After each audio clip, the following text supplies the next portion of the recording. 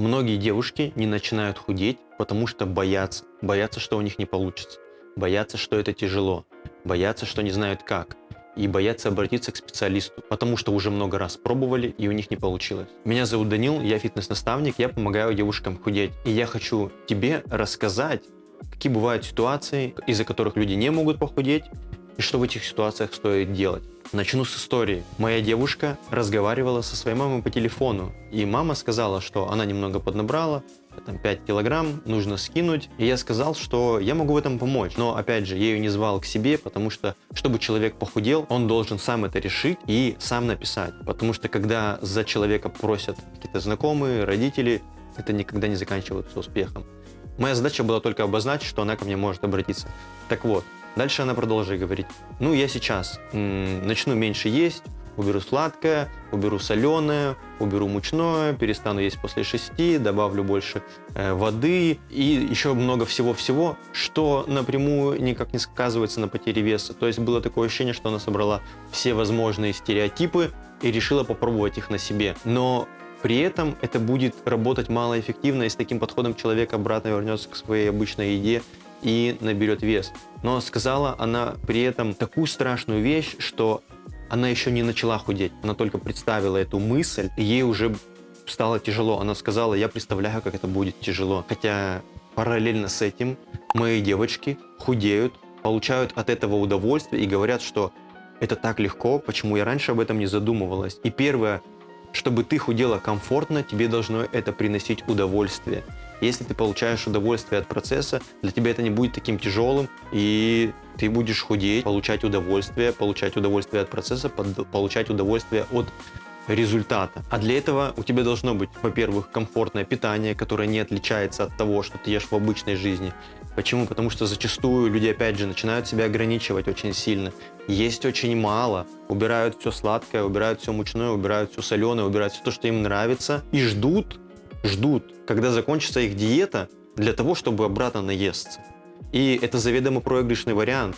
Даже если этот человек все-таки там силой, волей дотерпит до конца, он обратно наберет. Представь ситуацию: человек решил бороться с наркотической либо с алкогольной зависимостью, вписался в какой-то в рехаб, месяц, 2, 3 он там лечится, но лечится с мыслями, что сейчас у меня закончится вот этот рехаб, я как нахерачусь. Получится ли в такой ситуации у него побороть свою зависимость? Нет, не получится. И поэтому, если у тебя на твоем похудении ты ожидаешь момента, когда это все закончится, чтобы отъесться, эта методика уже с самого начала обречена на провал. Поэтому твое питание должно быть комфортным. Ты не просто должна, взять вот этот весь фитнес и в него впихнуть всю свою жизнь. Наоборот. Все должно быть наоборот. Ты должна взять свою жизнь и в нее внедрить штуки, которые будут помогать тебе худеть. Низкая активность, увеличите активность. Питание, оно должно быть похоже на ту еду, которую ты сейчас ешь, просто ее должно быть меньше. При этом ты должна наедаться. Твое эмоциональное состояние также влияет. Если тебе со всех сторон говорят о том, что у тебя не получится, либо предлагают тебе какие-то ёбнутые рекомендации, диеты, то, скорее всего, у тебя тоже не получится. Все должно быть комфортно, приятно, ты должна получать от этого удовольствие. Что я еще здесь хотел сказать? Есть 3 основные причины, почему люди до сих пор еще не похудели. Возьмем меня. Они не уверены в том, что мой продукт, мое наставничество, мой проект, мой курс не поможет им похудеть. Они сомневаются в этом. Но те, кто не сомневается, они видят кейсы, видят до-после, видят, что девушки, которые похудели, очень похожи на них, они такие же обычные люди, смогли похудеть, и это возражение, эта трудность у них закрывается. Но я им могу не нравиться просто как человек. Это пункт номер 2. То есть им не нравится личность. Там то, что я матерюсь, либо я как-то не так разговариваю, не нравится моя подача, либо они хотят, наоборот, себя ограничивать в чем-либо и пахать в зале, а я говорю, что этого делать не надо. То есть им просто не нравлюсь я как личность, как человек. И 3-я причина, самая опасная, самая страшная. Это человек сам не уверен в том, что у него получится. Буквально сегодня я разговаривал с девушкой, и она говорит: я боюсь. То есть она говорит: я бы тебе давным-давно бы написала, но я боюсь. Я спросил, чего она боится. Она сказала: я боюсь, что у меня не получится. Я этих людей очень прекрасно понимаю, потому что человек пытался 1 раз, человек пытался 2 раз, человек пытался 3 раз, он пытался 5, 6, 10, пробовал и так. У него не получилось, потому что он срывается и бросает, вес обратно возвращается. Человек не хочет возвращаться к этому травмирующему для него негативному опыту. И его мозг принимает решение: лучше мне будет спокойно, с лишним весом, чем неспокойно и опять же с лишним весом, потому что я не могу получить тот результат, который хочу. Есть термин такой, как называется выученная беспомощность. Это когда человек пытался один раз, второй, третий, четвертый, у него не получилось, и он перестает пытаться. Есть несколько примеров, сильно подробно рассказывать не буду, об этом можно, наверное, видео в интернете посмотреть. Банальный пример, я не знаю, насколько он на самом деле правдив, но он очень хорошо описывает эту ситуацию. Берут слоненка, привязывают чуть ли не ниточкой к колышку, он пытается вырвать, у него не получается. Он еще раз пытается, у него не получается. Он еще раз пытается, у него не получается. После чего он вырастает в огромного слона, он уже с легкостью может вырвать этот кол, может порвать веревку, но он не пытается по той причине, что он когда-то уже пробовал это сделать. Это не знаю, насколько правдивая ситуация, но она очень хорошо описывает то, что чувствуют эти люди. Правдивая ситуация. Брали собак, садили в клетку, которая бьется током. И в первом случае вся клетка билась током. Конечно, зверский эксперимент, но как есть. Били током, собака дергалась, по клетке металась, но ничего не могла сделать. Ее опять били током, она бегала по клетке. В какой-то момент, ток был не настолько, чтобы ее убить, просто приносил ей дискомфорт. И в какой-то момент она смирялась. Была другая клетка, тоже собак. И в ней была часть пола, которая бьется током, и часть, которая не бьется током. Так вот, собак, которых опять же в этой клетке били током, они метались по клетке и находили место, где не бьется током, и продолжали там сидеть. После чего, опять же, этих собак, которых все время били током и у которых не было варианта, куда сбежать, садили в клетку, где было место, которая не бьет током. И после того, когда их били током, они уже не предпринимали никаких решений, чтобы убрать вот этот дискомфорт в виде электрического разряда. Ну а те собаки, которые уже имели этот опыт, которые знали, что есть место, куда можно сесть, либо где можно спокойно лежать, и тебя не будет током, искали это место и находили его. И поэтому, если человек из раза в раз испытывает негативный опыт, он опускает руки. Это вообще не значит то, что если у тебя один раз не получилось, у тебя не получится второй раз.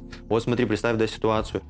Девушка пыталась похудеть, у нее не получилось, она пытается еще раз похудеть. Какая вероятность, что она похудеет? 50/50. Либо да, либо нет. Представим, что она не получилось у нее похудеть. Она еще раз пытается. Какая вероятность, что она похудеет? Опять же, 50/50. Если у нее не получилось, то есть он пробует в следующий раз, опять же, вероятность всегда 50/50. Поэтому в каждом случае, когда ты начинаешь, у тебя есть вероятность 50%. Твои шансы на похудение будут на самом деле только увеличиваться. Почему? Потому что если ты попробуешь начать худеть, вероятность, что ты похудеешь, 50/50. Может получиться, а может не получиться. Но если делать все правильно, у тебя 100% получится. Но если ты не будешь пробовать, 100%, что у тебя не получится. Множество людей, которые пытались что-то запустить, сделать какие-то большие проекты, какие-то большие бизнесы, у них не получалось с первого раза, и это нормально. Но если человек перестает пробовать, перестает делать, 100% у него не получится. Поэтому ни в коем случае не опускай руки и продолжай делать дальше до тех пор, пока у тебя не получится. Если путь выбран правильно, скорость не имеет значения. Лучше начни худеть совсем по чуть-чуть, по 100 грамм, по 500 грамм в неделю, нежели чем вообще ничего не делать. И если каждую неделю терять всего лишь 500 грамм, ты сможешь похудеть на 500 грамм? Конечно, сможешь. Это легко. А представь, если это будет месяц. Месяц уже 2 килограмма. А 2 месяца это уже 4. А год это уже 30 почти килограмм.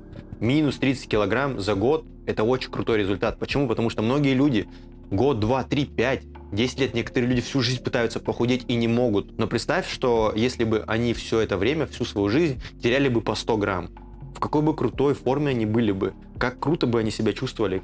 И они бы своим примером бы всем показывали, что я маленькими совсем шагами добилась очень большого результата. И ты так сможешь. Поэтому ни в коем случае не опускай руки, продолжай делать то, что приводит тебя к результату. Ни в коем случае не останавливайся, ни в коем случае не бросай. Почему? Потому что если опять же ты бросишь, ты 100% не добьешься. Будешь продолжать, 100% добьешься рано или поздно. Чтобы твое похудение было комфортным, приносило тебе удовольствие, делай все правильно. И у тебя будет и удовольствие, и результат, и плюсы, которые ты получишь от той фигуры.